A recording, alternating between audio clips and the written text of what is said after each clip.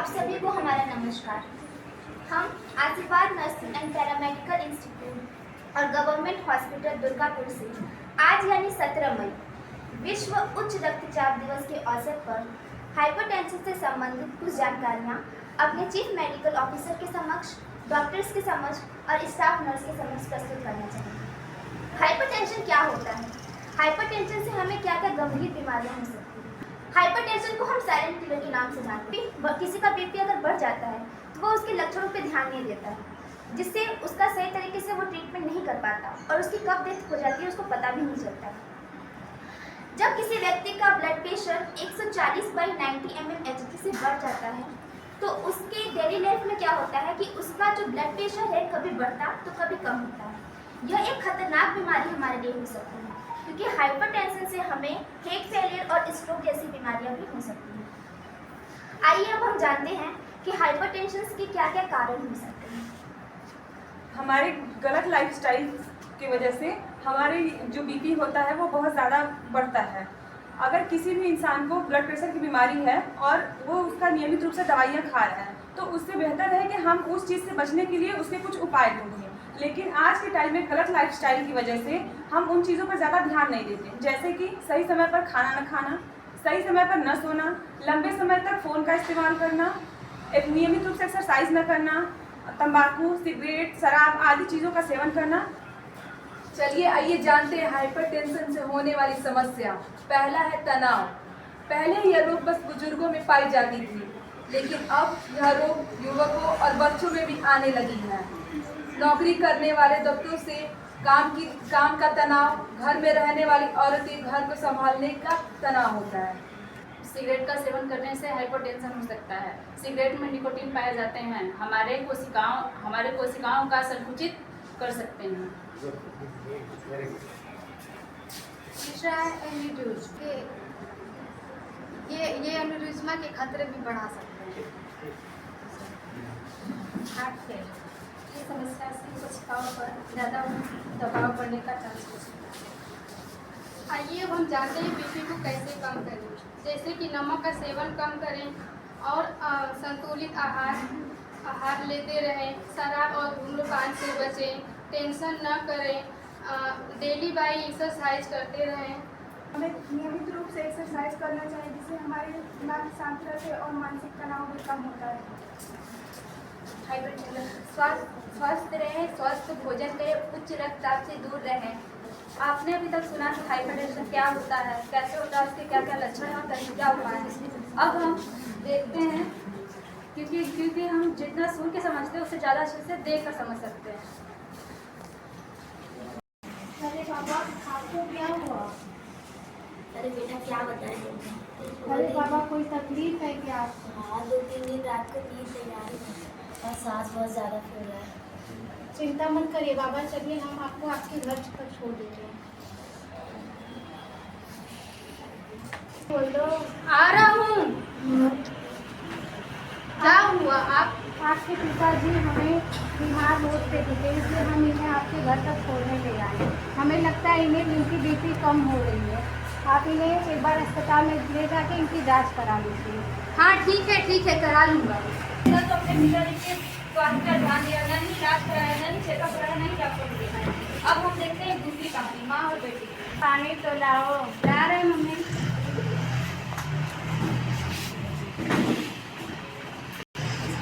अरे बेटा क्या बताएं, सर बहुत दर्द कर रहा है, चक्कर भी आ रहा है, जी घबरा रहा है, उल्टी जैसा लग रहा है।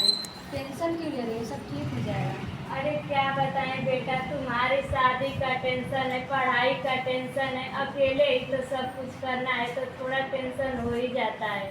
नहीं मम्मी, टेंशन मत लो, सब ठीक हो जाएगा। लग रहा है मेरी मम्मी को ब्लड प्रेशर की वो हाइपरटेंशन हो गया है, हमको डॉक्टर की ज़रूरत है। डॉक्टर बैठाइए। माता जी क्या दिक्कत है आपको? बेटा क्या बताएं, थोड़ा सर दर्द कर रहा है, उल्टी जैसा लग रहा है, जी घबरा रहा है, चक्कर जैसा लग रहा है। कुछ सोच रही है क्या? क्या करे बेटा, यही एक बेटी है, इसी का थोड़ा चिंता रहती है, इसकी शादी के, इसके पढ़ाई का, अकेले इन्हें सब कुछ करना है। चलिए ठीक है, सोचा मत करिए। ठीक है, हम दवा लिख दे रहे हैं और डेली आके चेकअप करा लिया करिएगा। खान पान अच्छा रहना चाहिए आपका। ठीक है, तो फिर कल हमें आना पड़ेगा? नहीं नहीं, रोज रोज आने की भी ज़रूरत नहीं है। अगर आप रोज रोज चेक कर सकती हैं तो आप चेक करा लीजिए। अगर आप रोज नहीं आ सकती हैं तो सर आपको 1 हफ्ते की दवा देंगे। जब आप दोबारा दवा लेने आइएगा तब चेक करा लीजिएगा। बढ़ जाने पर उन्हें हॉस्पिटल ले जाया जाता है। अभी तो बढ़ा हुआ है। खान पान अच्छा नहीं है क्या आपका? अरे बस बच्चे से ही परेशान रहते हैं बहुत ज़्यादा। बच्चे ध्यान नहीं देते आपके? नहीं, बहुत गुस्सा करता है। चलिए ठीक है, हम दवा लिख दे रहे हैं, नॉर्मल हो जाएगा। दे दे रहे हैं, इनको आराम हो जाएगा। और डेली ला के चेकअप कराइएगा।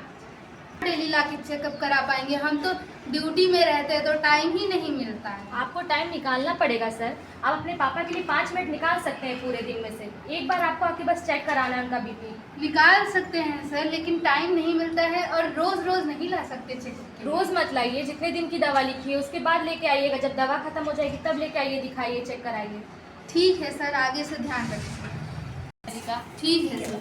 नमस्कार में जाइए, अपना चेकअप करवाइए, डॉक्टर से संपर्क करिए। हमारा जो 95% प्राइमरी हाइपरटेंशन होता है, 5% सेकेंडरी हाइपरटेंशन। 40 साल के बीच में ज़्यादातर मेल पॉपुलेशन होता है, लेकिन 50 वर्ष होने के बाद फीमेल पॉपुलेशन में भी उतना ही बढ़ता है। और फीमेल पॉपुलेशन जब होता है तो बहुत तेज़ी से बढ़ता है। आमतौर पे 75% ब्लड प्रेशर के मरीजों को उनका इलाज किया करके मेंटेन होने की ज़रूरत से मात्र 15% लोगों को होती है, यानी अस्पताल की भी ज़रूरत। और 75% लोगों को हम ब्लड प्रेशर की बीमारियों से बचा सकते हैं या उन्हें अच्छा जीवन दे सकते हैं। तो ये हमेशा याद रखो कि 30 साल से ऊपर जो भी हो, सब जैसा भी मरीज जो आपके पास आ रहा हो, चाहे वो सर्जन के पास अपेंडिक्स के लिए आ रहा हो, चाहे गायनेकोलॉजिस्ट के पास डिलीवरी के लिए आ रहा हो, उससे कोई मतलब नहीं होता। इसीलिए इस बीमारी को हम लोग साइलेंट किलर कहते हैं। ठीक, क्योंकि हम आमतौर पे कभी इस बारे में ध्यान नहीं देते, हम करते ही नहीं हैं। हम आपस में सोचते हैं कि हमें नहीं ब्लड प्रेशर है। यहाँ पर हमारे साथ बैठे हुए जितने लोग हैं, उनमें से भी कोई लोगों ने नियमित ब्लड प्रेशर नहीं चेक किया और ना नियमित चेक कराते, ना उनमें परिवार में किसी को। लगातार अगर आप 45 मिनट रोज चलते हैं तो आप ब्लड प्रेशर अपना 47 से 40% कम कर लेते हैं। ठीक, अगर अपना डाइट इम्प्रूव करते हैं तो आप अपना ब्लड प्रेशर 60 से 65% कम कर सकते हैं। और अगर आप नियमित ब्लड प्रेशर चेक कराते हैं तो आप अपना 10 मिलीमीटर सिस्टोलिक और 2 से 5 मिलीमीटर डायस्टोलिक आप ब्लड प्रेशर कम कर सकते हैं। ये आराम से। तो डाइट अगर हम देखें तो 5 ही चीज़ होती है, 5 उंगली होती है। तो एक अगर ब्लड प्रेशर है तो सबसे पहले रेगुलर चेकअप, इसके बाद regular exercise, regular diet control, regular जांचें और रेगुलर दवा। तो ये 5 चीज़ से पूरी ब्लड प्रेशर की मुट्ठी बंद हो जाती है। अगर कोई नियमित करता है तो उसको पूर्णतः लाभ मिलता है। तो ब्लड प्रेशर का जो मूल मंत्र है यही है, यानी हार्ट से कितनी प्रेशर से खून निकल रहा है और धमनियों में क्या प्रेशर है। तो अगर धमनियों का प्रेशर कम होगा तो ब्लड प्रेशर कम होगा।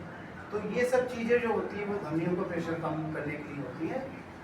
जैसे कि हमारा प्रेशर से पाइप कभी फट भी जाता है गर्मी में, तो जब फटता है तो या तो ब्रेन हैमरेज होता है या स्ट्रोक होता है। तो उन्होंने बहुत अच्छा प्रेजेंट किया, बहुत अच्छा, सभी ने बहुत अच्छा। ये भी है कुछ, ये जो बना है ना डॉक्टर साहब, ये गलत नहीं बना है। यही वेंटिकुलर टेकिकार्डिया है। And reserve. इसी पे हम, अगर आपको ऐसा ग्राफ दिखे तो डिफिब्रिलेटर लगा दीजिए। यही वीटी है, ये वेंटिकुलर टेकिकार्डिया। डिस्कॉर्डेंट पैटर्न है, डिस्कॉर्डेंट पैटर्न हो आपको विथ मल्टीफोकल चेंजेस हो तो वही वेंटिकुलर टेक। ये एंड स्टेज पे यहीं पर आपको डिफिब्रिलेटर का रोल है। इस लगा दीजिए, यहाँ लगाइए, यहाँ लगे, क्लिक कर दीजिए, छुइए नहीं आपसे 2 सेकंड में रिवर्ट होकर ये हो जाएगा। तो मैं सिग्नेचर करना है? जी सर। सिग्नेचर करना? जी सर।